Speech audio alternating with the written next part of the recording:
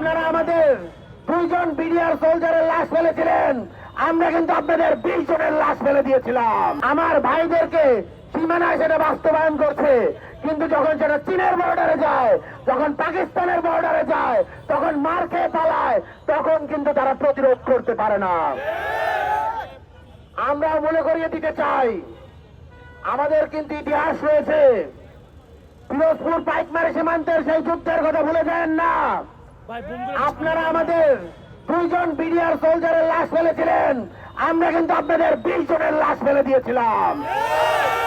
ইতিহাস থেকে শিক্ষা নেন, সেই একই রক্ত কিন্তু আমাদের গাঢ় বইছে, আমাদের শিরা উপশিরায় বইছে। নেহরু যে ডক্ট্রিন, সেই ডক্ট্রিনের রাজনীতি এখন আর এই উপমহাদেশে চলবে না। আপনারা দেখতে পেয়েছেন, এই নেহরু ডক্ট্রিন ব্যবহার করে ভারত যেভাবে তার প্রতিবেশীদেরকে ডমিনেট করার চেষ্টা করছিল, সেটা হিতে বিপরীত হয়েছে।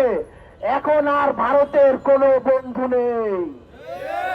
শ্রীলঙ্কায় তাদের বন্ধু নেই, মালদ্বীপে তাদের বন্ধু নেই, নেপালে তাদের বন্ধু নেই, ভুটানে তাদের বন্ধু নেই।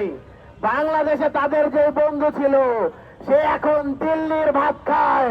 বাংলাদেশের ভাত তার পেটে আর জায়গা হয় নাই, তার নসিবে নাই।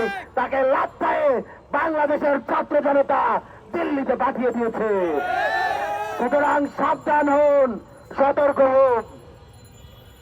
আমরা একটা কথা স্পষ্টভাবে বলে দিতে চাই, এদেশের স্বাধীনতা, সার্বভৌমত্ব এবং আঞ্চলিক অখণ্ডতা বাংলাদেশের মানুষ রক্ত দিয়ে কিনে নিয়েছে। কেউ যদি মনে করে বাংলাদেশের স্বাধীনতা, সার্বভৌমত্ব, আঞ্চলিক অখণ্ডতাকে বৃত্তাঙ্গুলি দেখিয়ে, বৈদেশিক নীতির পায়তারায়, গোয়েন্দা সংস্থা ব্যবহার করে, বিভিন্ন ধরনের মেকানিজম করে তারা এই দেশে ক্ষমতার পথ পরিবর্তন করাবে, তারা এই দেশ থেকে, দিল্লি থেকে কাঁঠাল রানীকে আবার ফেরাবে, আমরা একটা কথা বলে দিতে চাই, বাংলাদেশের ছাত্র জনতা ভারতের বিরুদ্ধে কঠোর থেকে কঠোর প্রতিরোধ করে তুলবে।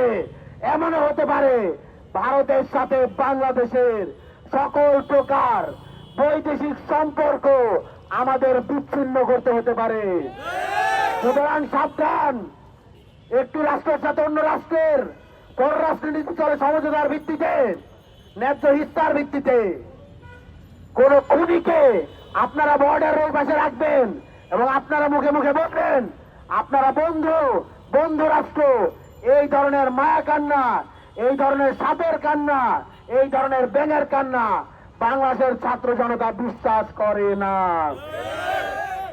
তৌহিদ সাহেব, আপনি পররাষ্ট্র উপদেষ্টা হওয়ার পর থেকে বাংলাদেশের নতজানু পররাষ্ট্র নীতি আমরা দেখতে পাচ্ছি। দেখে মনে হয় এইটা যেন হাসিনার আমলের পররাষ্ট্র উপদেষ্টা, যে আইসা বলে ভারত আর বাংলাদেশের সম্পর্ক স্বামী স্ত্রীর মতো। সে তো বলতো আব্দুল মোমেন, আপনার আচরণে মনে হয় আপনি সেটার বাস্তবায়ন করে দেখাচ্ছেন। স্বামী মারে, স্ত্রী চুপ করে বসে থাকে, কারণ না হলে ভাত দেবে না, কারণ না হলে তালাক দেবে। এই ধরনের একটা আচরণে দেখা যাচ্ছে।